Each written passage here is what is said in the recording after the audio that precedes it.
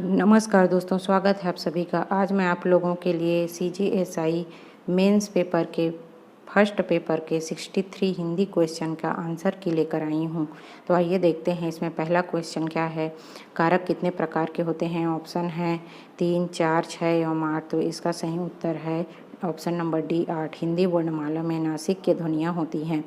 Option है प्रत्येक वर्ग की प्रथम ध्वनि, प्रत्येक वर्ग की तृतीय ध्वनि, प्रत्येक वर्ग की पंचम ध्वनि, प्रत्येक वर्ग की चतुर्थ ध्वनि। इसका सही आंसर है सी, प्रत्येक वर्ग की पंचम ध्वनि। क्वेश्चन नंबर तीसरा है, निम्नलिखित में से अविकारी शब्द हैं संज्ञा, सर्वनाम, विशेषण, अव्यय। इसका सही उत्तर है बी, सर्वनाम। अर्थ के आधार पर वाक्य कितने प्रकार के होते हैं? इसका ऑप्शन है 4, 8, 6, 5। इसका सही आंसर है बी, 8। निम्नलिखित शब्दों में से विसर्ग संधि युक्त शब्द बताइए।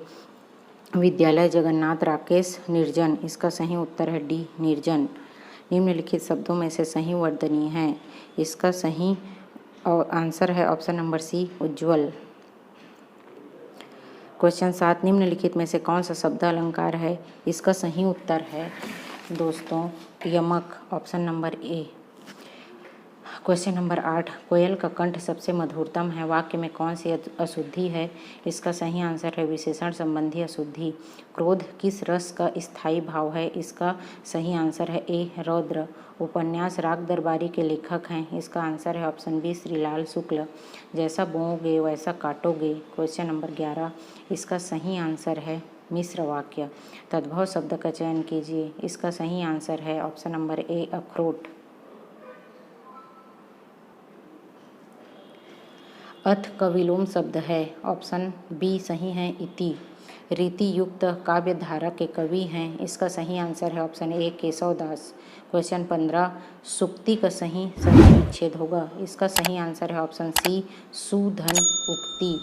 मैथिल कोकिल की उपाधि किस कवि को दी गई है? इसका सही आंसर है ऑप्शन बी, विद्यापति। कवि शब्द का स्त्रीलिंग होगा, ऑप्शन बी, कवयित्री। क्वेश्चन नंबर 18, निम्नलिखित रचनाओं में कौन सी रचना तुलसीदास की नहीं है? तो इसका सही आंसर है option number D, Ramchandrika. Hindi वर्णमाला में अर्धस्वर किन वर्णों को कहा जाता है? इसका सही आंसर है ऑप्शन नंबर बी, य एवं व। क्वेश्चन नंबर 20, आधा तीतर आधा बटेर का सही अर्थ है? इसका सही आंसर होगा ए, अनमेल योग।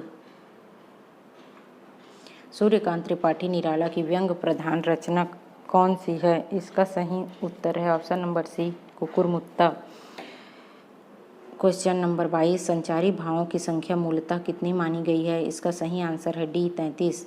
वर्षा न होती तो फसल सूख जाती। इसका सही आंसर होगा निषेधवाचक, option number D.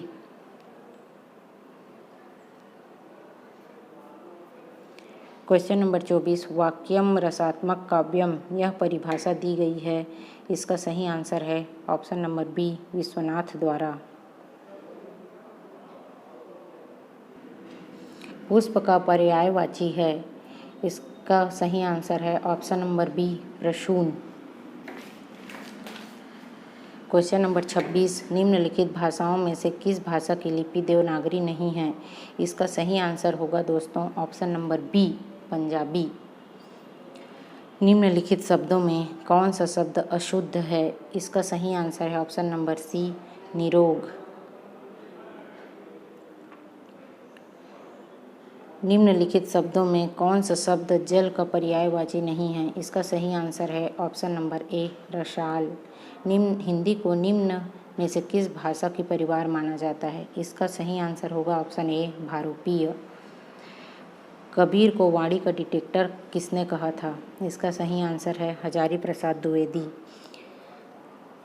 Question number 31, निम्नलिखित शब्दों में से सही वर्तनी का चयन कीजिए। इसका सही आंसर है ऑप्शन नंबर डी, अनुग्रहित। अन्विति का संधि विच्छेद होगा। इसका सही आंसर है ऑप्शन नंबर ए, अनुधनइति। निम्नलिखित छत्तीसगढ़ी मुहावरे का सही हिंदी अर्थ बताइए। आकाश में गोड़ मढ़ाना।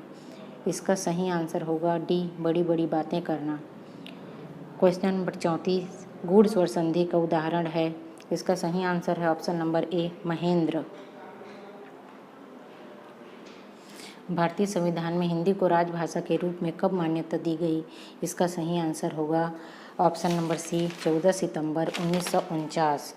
आगे देखते हैं, रीतिरात्मक काव्यस्य यह उक्ति किस आचार्य की है? इसका सही आंसर है सी वामन आचार्य। पेड़ से फल गिरा इस वाक्य में किस कारक की विभक्ति है? इसका आंसर है ऑप्शन नंबर डी अपादान कारक। हिंदी वर्णमाला में ड एवं ढ ध्वनि को कहा जाता है उत्क्षिप्त। सही आंसर है ऑप्शन नंबर डी। सूर्य कौन सा शब्द है? इसका सही आंसर है ऑप्शन नंबर सी तत्सम। क्वेश्चन नंबर 40, ध्यानमग्न शब्द में कौन सा समास है? इसका सही आंसर है कर्म तत्पुरुष, ऑप्शन नंबर ए। निम्नलिखित शब्दों में उपसर्ग युक्त शब्द बताइए। कृपालु, सामाजिक, मिलनसार, आगमन। इसका सही आंसर है डी आगमन। सार लेखन में मूल रचना का होता है लगभग 1/3।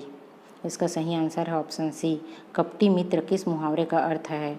इसका सही आंसर है ऑप्शन बी आस्तीन का सांप। निम्नलिखित में से शब्दों में कौन सा जातिवाचक संज्ञा है? इसका सही आंसर है ऑप्शन डी लड़की। क्वेश्चन नंबर 45, चतुर्भुज में कौन सा समाज है? इसका सही आंसर है ऑप्शन डी द्विगु। निम्नलिखित में से कौन सी रचना महाकाव्य है? इसका सही आंसर है ऑप्शन ए साकेत। निम्नलिखित में से कौन सा छंद वार्णिक छंद है? इसका सही आंसर है ऑप्शन डी कवित्त।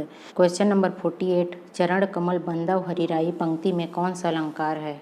इसका सही आंसर है ऑप्शन नंबर सी रूपक। कृदंत प्रत्यय किन शब्दों के साथ जोड़े जाते हैं? इसका सही आंसर है ऑप्शन नंबर डी क्रिया। रिजु का विलोम शब्द है। इसका सही आंसर है ऑप्शन नंबर सी वक्र। अभ्युदय शब्द में किस उपसर्ग का प्रयोग किया गया है? इसका सही आंसर है बी अभी। भारतीय संविधान के किस अनुच्छेद में हिंदी विकास के लिए निर्देशों की चर्चा की गई है? इसके लिए सही आंसर है सी अनुच्छेद 343। धातु या शब्द के अंत में जोड़े जाने वाले शब्दांश को कहते हैं। इसका सही आंसर है ऑप्शन बी प्रत्यय। निम्नलिखित छत्तीसगढ़ी मुहावरे का हिंदी अर्थ बताइए।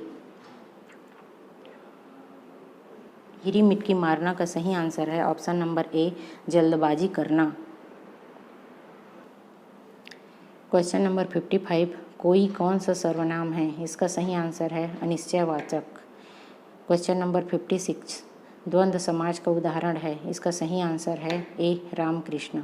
बहुत दुख देना या ज़्यादा परेशान करने के लिए एक छत्तीसगढ़ी मुहावरा है। इसका सही आंसर है छाती मदार दरना। क्वेश्चन नंबर 58, मुहावरा मूलतः किस भाषा का शब्द है? इसका सही आंसर है बी अरबी। मैथिली शरण गुप्त किस युग के कवि हैं? इसका सही आंसर है भारतेंदु युग, ऑप्शन नंबर ए। पीपर पात सरिस मंडोला में वाचक शब्द है। इसका सही आंसर है सी मन। निम्नलिखित उपन्यासों में से प्रेमचंद का उपन्यास है। ऑप्शन नंबर डी कर्मभूमि। रोला के प्रत्येक चरण में कितनी मात्राएं होती हैं? इसका सही आंसर है option number D 24। 63 question number last question, छंद के संदर्भ में यति का अर्थ है। इसका सही आंसर है ऑप्शन नंबर सी विराम। तो दोस्तों, उम्मीद करती हूँ मेरा यह वीडियो आप लोगों को पसंद आया हो। पसंद आया तो प्लीज़ लाइक कीजिए, अपने दोस्तों में शेयर कीजिए और इसी प्रकार के अपडेट पाने के लिए मेरे चैनल को सब्सक्राइब कीजिए। धन्यवाद।